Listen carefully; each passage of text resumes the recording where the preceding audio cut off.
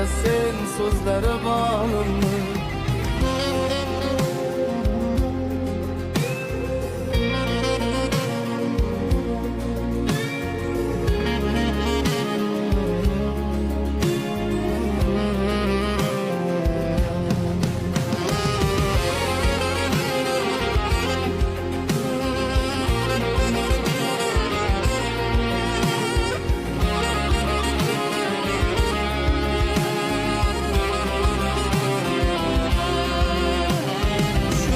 Gözlerinden var mı haberin?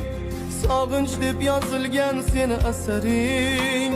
O'rgatib koyup bu aşık canımni, yoki qilyapsanmi buni atayin? Şu ishlaringdan var mı haberin?